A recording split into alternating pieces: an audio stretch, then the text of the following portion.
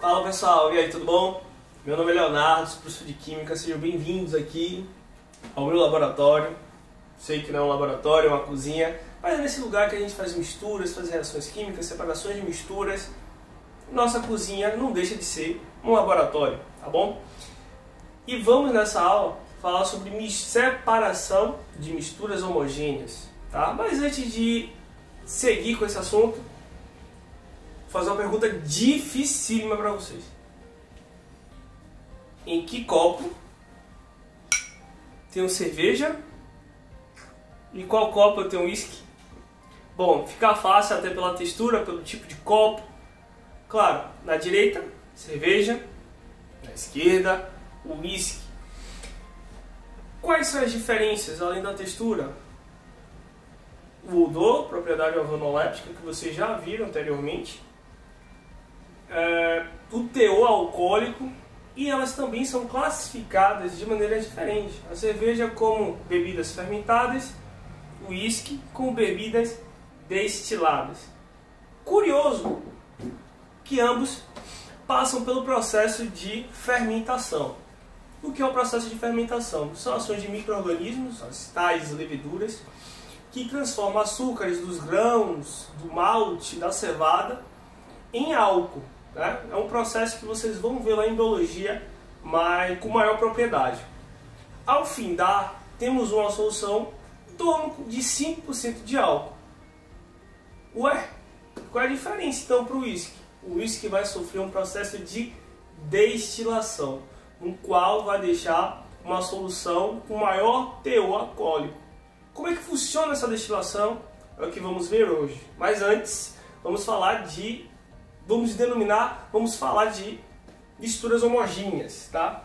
Um exemplo de mistura homogênea é a água. A água que sai da nossa torneira é um exemplo de mistura homogênea. Aqui é uma substância pura? Não, né?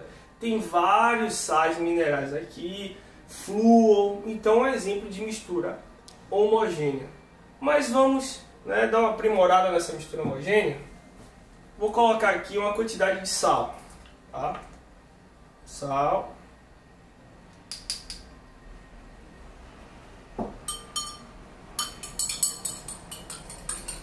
Pronto. Temos uma mistura, considerando que a água da torneira veio pura, agora tem uma mistura aqui de água e sal. O sal que eu utilizei foi cloreto de sódio, vulgo sal de cozinha.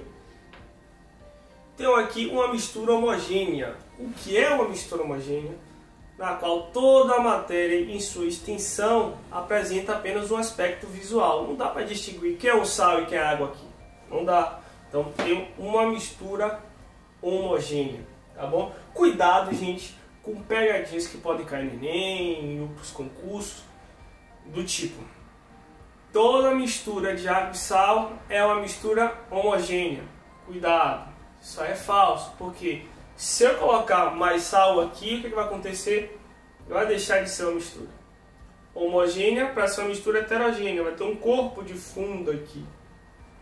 Vai depender da quantidade, da natureza do sal e também da temperatura. Beleza? Mas vamos voltar a misturas homogêneas, separação de misturas homogêneas. Se eu quiser separar a água do sal, né? Se eu quero obter o sal aqui, eu quero obter a água, os dois separados. Olha, se eu quisesse obter só o sal, colocaria aqui no recipiente, colocaria no forno. O que aconteceria com o tempo? A água evaporaria e eu obteria apenas o sal. O que está faltando aqui, hein, gente? Eu consegui separar a água, né? Obter a água. Separar até eu consigo, mas como é que eu faço para aproveitar a água? Preciso de um condensador, né? Nesse laboratório não tem um condensador. Eu preciso ter um condensador e o outro recipiente para obter a água. Qual é a função do condensador? Condensar. A água vai sair do estado gasoso com aquela energia cinética, né? Própria do estado gasoso, né? Ganha energia no estado líquido, vai para o estado gasoso, chega no condensador que está a uma temperatura menor, né? Os condensadores têm um compartimento onde passa água corrente, né? Para deixar a temperatura menor. e por dentro vai essa água aí, um vapor d'água, vai condensando, as moléculas que estavam afastadas umas das outras vão agregando até formar umas gotículas e cair em outro recipiente. O que é importante nisso? Ter temperaturas de ebulição distintas. Professor, onde ocorre também esse processo de condensação? Ora, se fizer um macarrão, né? Botou a panela, água e o macarrão. Se você tira a tampa, você vai ver várias gotículas. Não é o caso aqui, essa panela está seca. Mas se você ver, na parte interior da tampa, você vai ver várias gotículas. Né? Ou seja, o que aconteceu com aquela água? Condensou na tampa, na qual tinha a temperatura mais fria do que embaixo, onde está a chama do fogo. Outro exemplo é a chuva. Né? Ela condensa e cai em forma de gotículas. Tá bom? Perceba que na destilação é dispendioso a gasto de energia.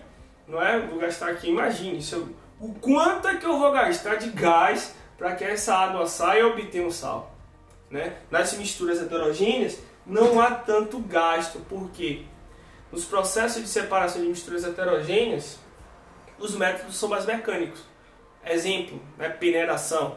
Colocar aqui a tapioca, quero fazer uma tapioca, um beiju, né? Dependendo da região aí, tapioca, beiju. Coloca aqui o grão, quero obter grãos mais finos, eu peneiro a matéria que é mais espessa, né? Maior, mais grossa, vai ficar retido e só vai cair as finas. E aí eu faço aquela tapioca show de bola, aquele beiju tranquilo, bem uniforme. Mas voltando para a mistura homogênea, eu apresentei um exemplo de destilação simples, né? Uma matéria no estado sólido e a outra no estado líquido. Pode também fazer separações de misturas no estado líquido, contanto que a temperatura de ebulição seja distinta, né? Porque se for muito próximo às temperaturas de ebulição, vai ficar muito difícil a destilação, você conseguir separar, né? Outro exemplo de destilação é a destilação fracionada, né? Ocorre principalmente no petróleo. Petróleo é uma mistura? Sim, petróleo é uma mistura de vários hidrocarbonetos. Então, nas indústrias, os sistemas operacionais utilizam colunas enormes de aço, no qual vai separar cada constituinte de interesse daquele petróleo. Por exemplo, eu tenho metano, contém apenas um carbono, composto orgânico leve, então ele vai ter uma temperatura de ebulição menor. Octano, constituinte aí principal constituinte da gasolina, ele é constituído de 8 carbonos, então vai ter uma temperatura de ebulição maior. O betume, utilizado para fabricação de asfalto, utilizado em asfalto, tem uma cadeia carbônica muito grande, ou seja, a temperatura de ebulição dele vai ser maior ainda. Então perceba, né, faça essa relação, esse cuidado, porque cai no Enem questões sobre petróleo, sobre cadeia orgânica. E a temperatura de ebulição, você associar a destilação fracionada com química orgânica, a temperatura de ebulição é interessante, tá bom? Geralmente eles vêm com aqueles esquemas, desenhos, fique ligado nisso.